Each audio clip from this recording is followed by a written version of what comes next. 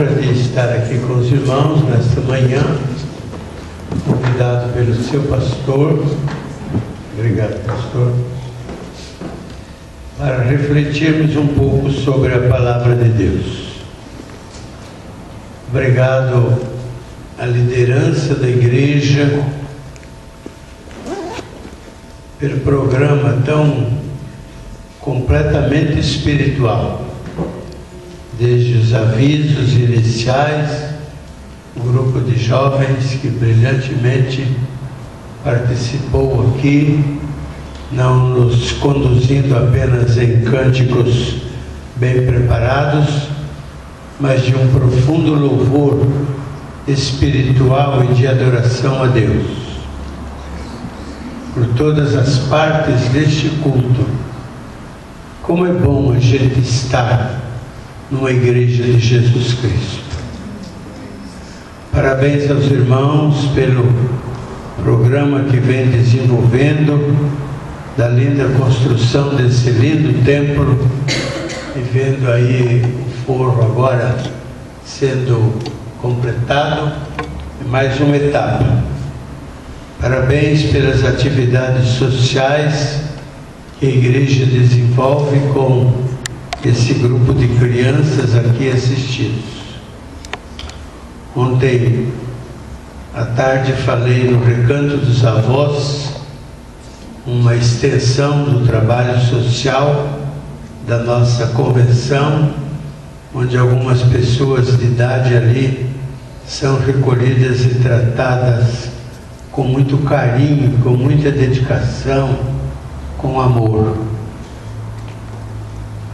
Hoje à noite falarei numa igreja lá no extremo leste, em Itaquaquecetuba, uma pequena igreja, também como bênção do Senhor, especialmente para a minha vida.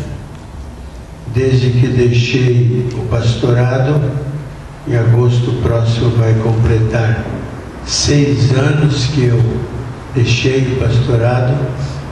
E nesses 6 anos eu devo ter pregado talvez umas 120 igrejas, estando aqui e ali, a convite dessas igrejas, edificando o povo e alegrando também o meu coração.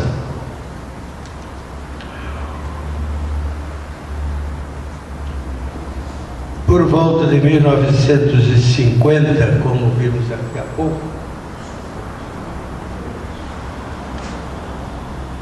os batistas iniciaram esta ideia de celebrar o Dia do Pastor. Coisa boa fazer isso. E ao rever aqui alguns irmãos e amigos, e antes revendo ali o quadro histórico fotográfico da igreja, pude me lembrar de alguns pastores que ministraram nesta igreja. Pelo menos 2 deles foram meus pastores também, o pastor Joia Martins e o pastor Adrião Bernardes, ambos falecidos já há muito tempo, não é? Graças a Deus pela história de 80 anos dessa igreja e pelo muito que ela tem realizado.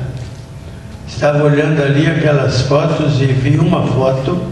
Eu conheci o templo antigo, pequeno em relação a esse, e eu fiquei a pensar como é que aquela gente toda cabia dentro daquele pequeno templo, né? É muita gente naquela foto que está ali de quase 1900 e nada. Eu também pertenci a igrejas assim, onde os alunos da escola bíblica dominical às vezes chegava a ser o dobro do número de membros da igreja. A escola dominical era uma linda agência de evangelização, e ainda é. Ainda há pouco, quando cheguei aqui, enquanto se desenvolvia a classe de escola dominical, fiquei agradecido a Deus pela qualidade do ensino bíblico que essa igreja está dando aos seus membros. A matéria de hoje era Cristologia, não é? Cristologia. Que coisa boa estar fazendo esse povo crescer na graça e no conhecimento do Senhor Jesus. Eu vou basear a minha reflexão nesta manhã na primeira carta a Timóteo, no capítulo 3, cujo primeiro versículo diz assim: fiel é esta palavra e digna de toda aceitação, se alguém aspira o episcopado, excelente obra deseja. Depois você pode ler com mais vagar esse texto, até o versículo 7, trata sobre o ministério pastoral, e eu depois, no versículo 8, ao ministério diaconal, os dois ministérios bíblicos das nossas igrejas batistas. Que bênção a gente poder dedicar esse tempo para refletir sobre o ministério pastoral no dia do pastor. Eu quero refletir com os irmãos com base nesse anúncio. Fontes da autoridade pastoral. Para o pastor exercer o seu ministério pastoral, ele depende de autoridade pastoral.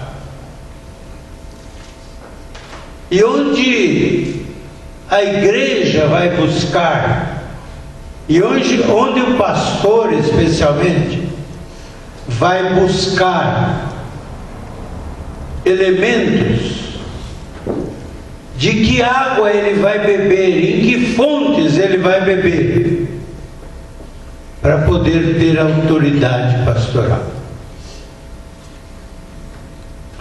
Será que o saber teológico, a formação cultural do pastor, os cursos que ele possa fazer, os títulos que ele possa alcançar, isso porventura é fonte da autoridade pastoral? Eu diria que quanto mais preparo o pastor tiver, melhor será.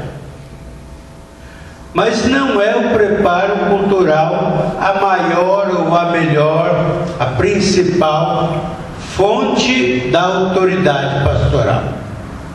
A igreja deve ajudar o seu pastor e os seus ministros e os seus seminaristas a terem o melhor preparo cultural, intelectual, teológico possível.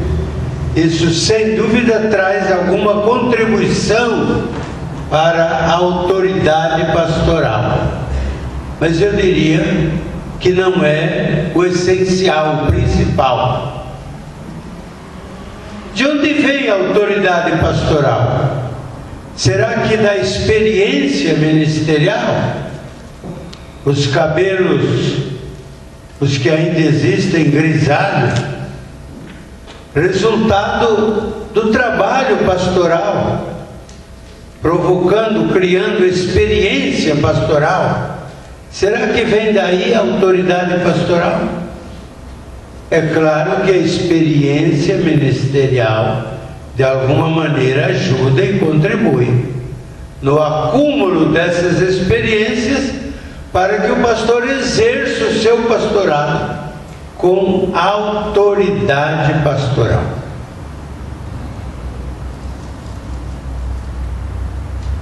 Não é fácil imaginar, conquanto não seja impossível, um pastor sem autoridade pastoral.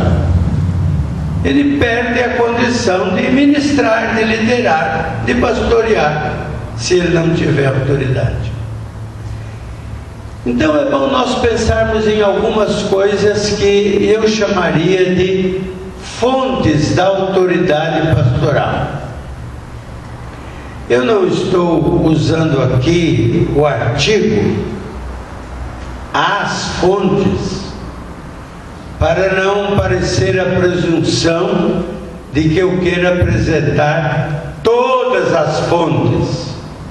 Por isso que, eliminando o artigo a ou as, eu apenas digo fontes, como querendo dizer que essas que apresento são algumas das fontes da autoridade pastoral. E ao depois, com a sua capacidade intelectual e espiritual, você pode refazer esta relação das minhas fontes. Você pode acrescentar outras fontes que vão ajudar você e ao seu pastor registrar nesta manhã quais são as fontes da autoridade pastoral. Vou citar talvez umas 4 dessas fontes e você as completará depois. Combinado?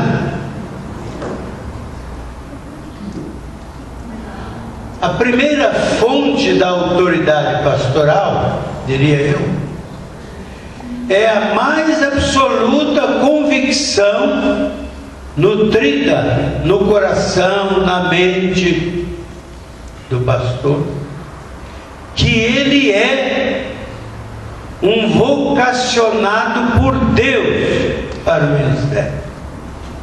Essa é uma fonte da qual o pastor precisa beber todos os dias, de maneira permanente, ao longo do seu ministério. Agora há pouco o pastor Neilson fazia referência a essa consciência dele de que ele é um vocacionado por Deus.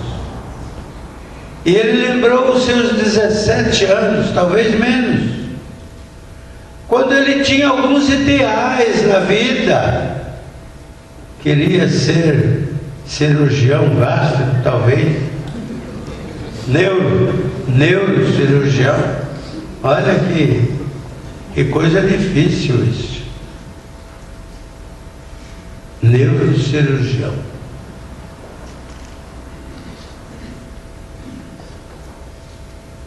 Beber desta fonte da vocação divina para o ministério leva a isso, a recordar aqueles momentos, e foi ele quem declarou aqui agora há pouco, que Deus disse não ao seu desejo de ser neurocirurgião. Não foi papai, não foi o pastor, não foi algum conselheiro, por melhor que fosse, mas foi o próprio Deus quem disse a ele não.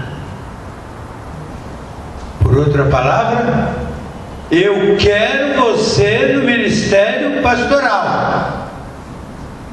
Eu quero você liderando, cuidando dos nervos espirituais das pessoas. Muito mais difícil do que fazer cirurgia na parte nervosa do ser humano. Ser pastor não é coisa simples. Cada dia, cada momento, cada preocupação, cada problema que o pastor tenha e que lhe pareça um momento intransponível, difícil de ser atravessado,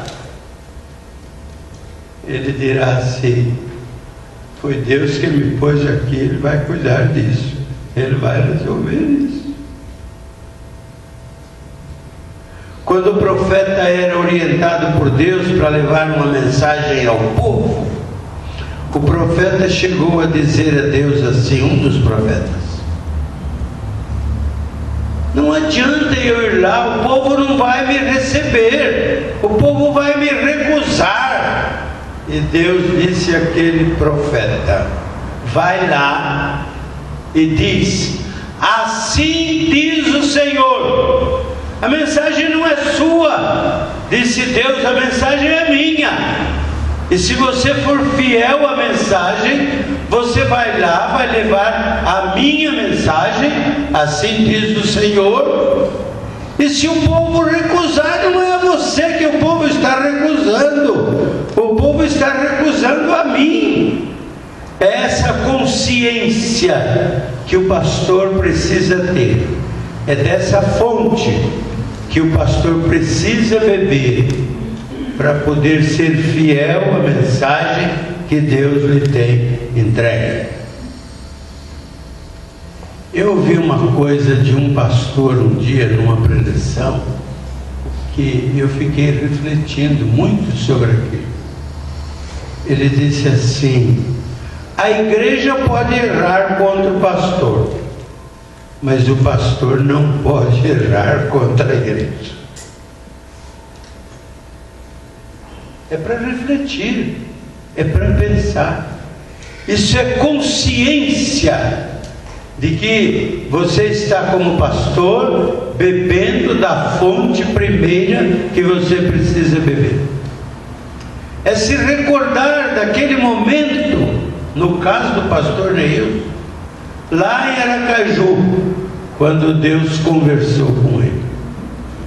E cada pastor sabe disso.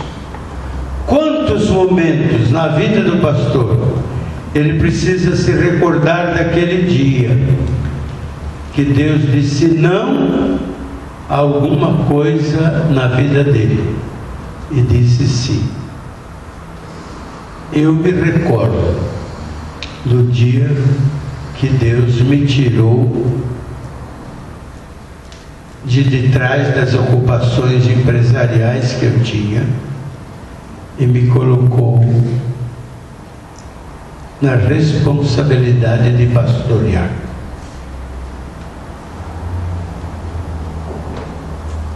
Há uma segunda fonte, eu citaria, uma segunda fonte da qual o pastor precisa beber para ter a autoridade pastoral. E esta fonte, outra vez, é a plena e cabal convicção das verdades que a Bíblia ensina.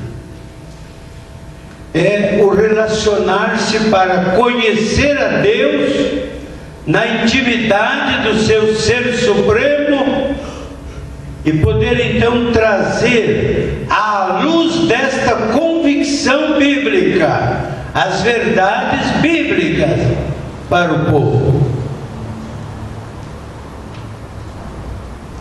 O pastor não pode pregar duas verdades, porque a palavra, a Bíblia Sagrada é uma só. Ela não se contradiz como tantas heresias que por aí campeiam nos nossos dias.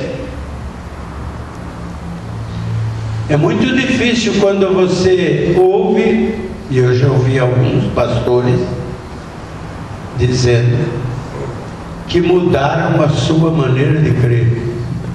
Me permitam o jargão popular, Deus me livre desse pastor. Deus me livre desse pastor que é capaz de declarar que mudou a sua convicção bíblica, porque a Bíblia não muda. Ainda há pouco o colega que ministrava aqui na escola dominical ficou mencionando verdades bíblicas a respeito da pessoa de Jesus, e ele confessou a dificuldade de transmitir de maneira absolutamente clara, declarando até que em alguns casos estava trazendo confusão à mente das pessoas, porque não é fácil compreender, conhecer a Deus, viver na intimidade dele. E quando Moisés chegou a perguntar ao ser chamado para ir à frente de Faraó, e ele disse: mas o que eu vou fazer lá? O que eu vou falar lá? Além de ser gago, de não ter muita condição, eu também não tenho muita convicção do que eu vou falar a Faraó. E Deus disse a ele: você vai lá e diga, eu sou, me mandou.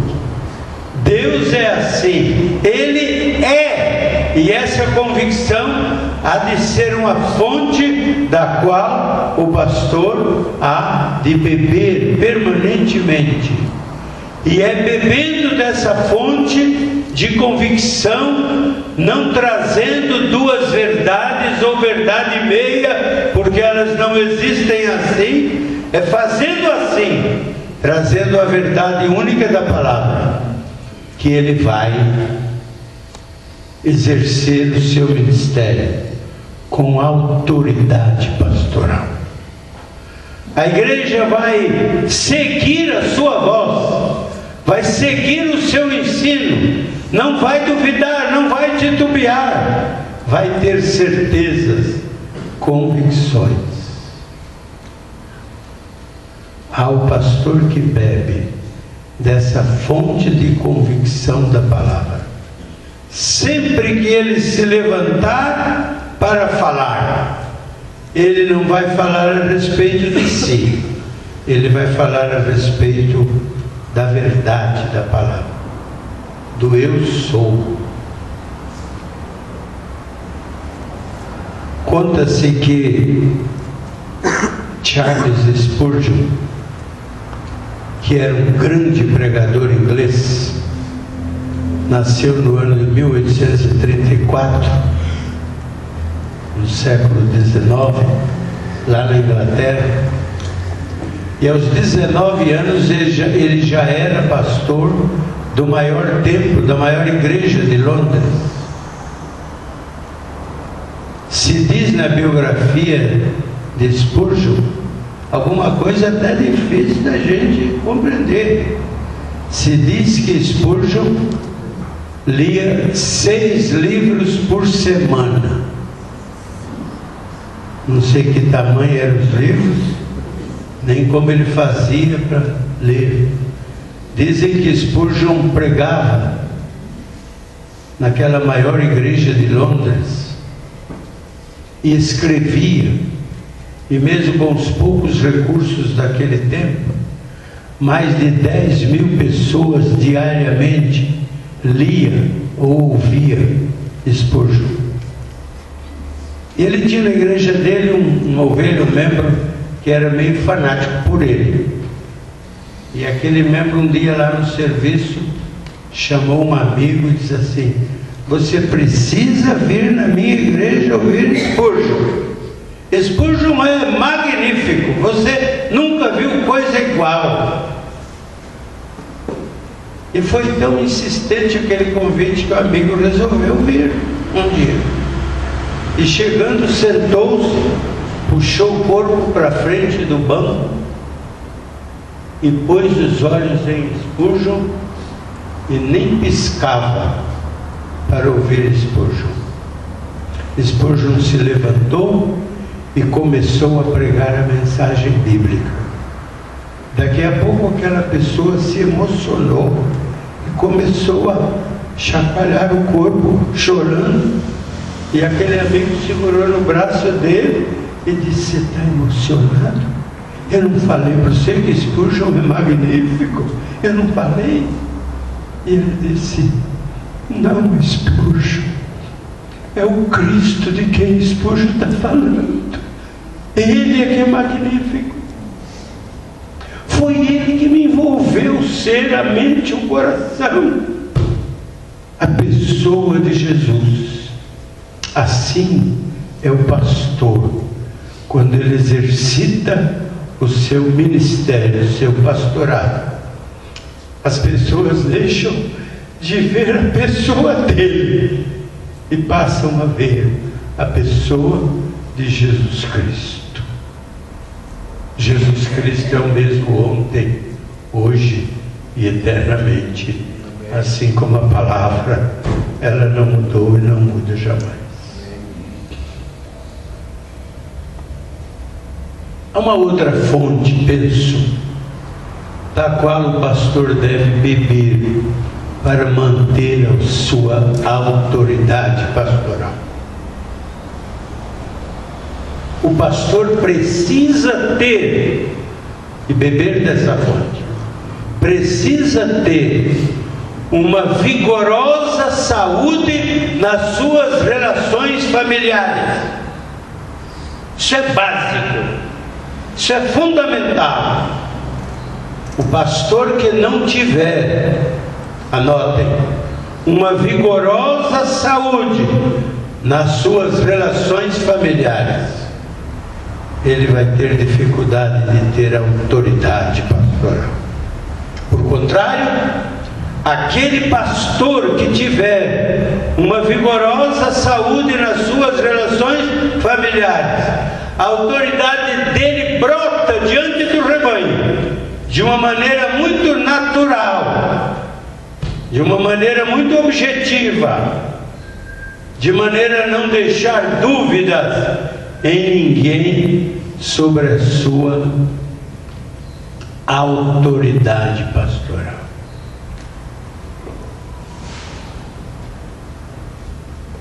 Lamentavelmente, tristemente, nós precisamos confessar: quantos colegas têm claudicado, têm tropeçado, têm escorregado nessa questão familiar. Presidi a Ordem dos Pastores aqui em São Paulo, no Brasil, por 14 anos seguidos. Presidi por alguns anos a Ordem dos Pastores do Brasil, com mais de 10.000 pastores filiados. Deixe-me confessar que é uma honra ter sido escolhido mais de uma vez por esse colegiado de colegas para ser o presidente da ordem. Mas é também uma tremenda responsabilidade.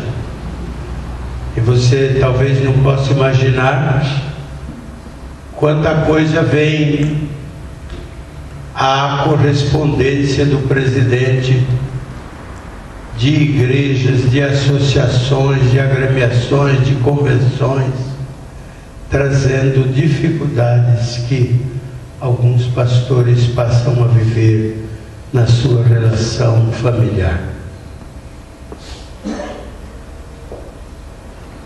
Quantos assuntos! E mesmo depois de ter deixado essas funções, quantas vezes eu tenho sido procurado para tentar ajudar em situações delicadas. É por isso que, ao refletir sobre a autoridade pastoral, eu incluí este item das relações familiares como fonte da qual o pastor precisa beber permanentemente, zelando pela sua conduta, zelando pela sua linguagem, zelando pela sua moral, zelando pelo seu caráter, sem o que lhe faltará a autoridade pastoral. Finalmente, para não tornar-me cansativo com vocês, e quando o pregador diz finalmente ou concluindo, geralmente o auditório gosta de ouvir. Mas eu lhes direi assim, concluindo, mas não imediatamente.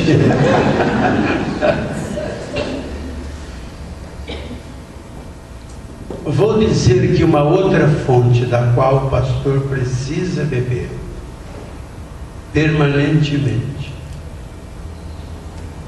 anuncio essa fonte assim: o pastor, para manter a sua autoridade pastoral, precisa ter presente em sua mente e em seu coração que a sua recompensa pelo exercício do ministério pastoral está guardada na eternidade. Não há recompensa aqui.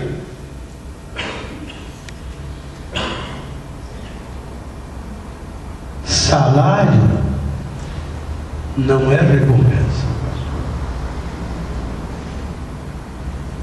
Atenção às suas necessidades físicas, materiais, moradia, plano de saúde, que tais, não é recompensa espiritual que vai pagar ao pastor pelo exercício do ministério para que ele tenha autoridade pastoral. O pastor terá autoridade pastoral enquanto no dia a dia, no caminhar no seu ministério, no exercício da sua função, enfrentando dificuldades, visitando, cuidando, doutrinando, evangelizando, batizando, administrando a igreja, ele precisa ter em mente: a minha recompensa verdadeira está lá na eternidade. É lá, quando eu lá chegar, que eu receberei a minha recompensa. É lá que eu vou ouvir: bem está, servo bom e fiel, sobre o pouco foste fiel, sobre o muito te colocarei, entra no gozo do teu Senhor.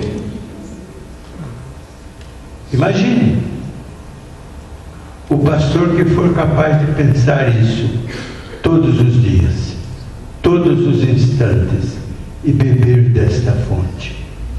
Ele vai chegar diante do seu rebanho para aplaudir ou para criticar, para aprovar ou para reprovar. Ele vai chegar não com altivez humana, mas ele vai chegar com a autoridade espiritual de quem, guardem isso, de quem não precisa de recompensa aqui, de quem não espera recompensa aqui, não espera galardão aqui, mas sabe que isso está na eternidade. Assim, irmãos queridos, vocês receberam indicação de 4 fontes, que são exemplificativas de outras tantas que você pode enumerar, que você pode acrescentar. Faça isso.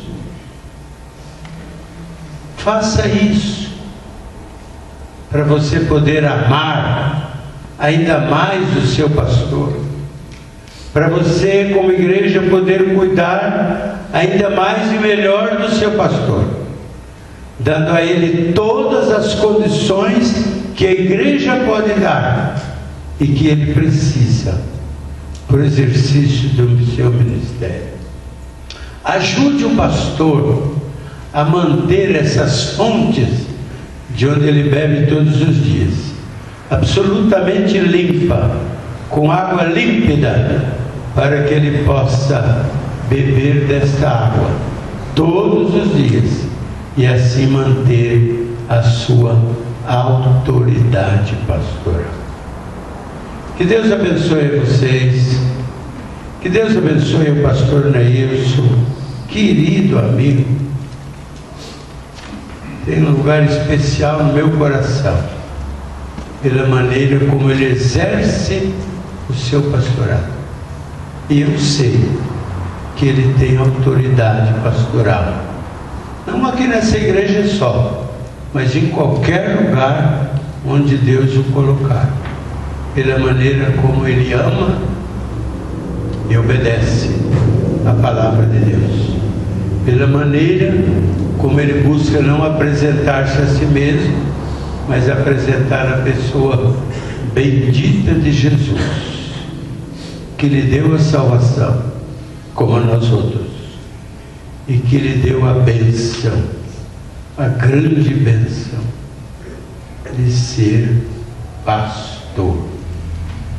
que nesse dia do pastor Neilson, o irmão que é abraçado por esta igreja, receba o abraço da igreja como aprovação de Deus ao seu ministério, sabendo que, como nós outros, irmão, não é perfeito e ainda precisa continuar bebendo destas fontes e de outras para um exercício digno, como o irmão tem sido até aqui. Deus o abençoe. Deus abençoe a igreja. Amém.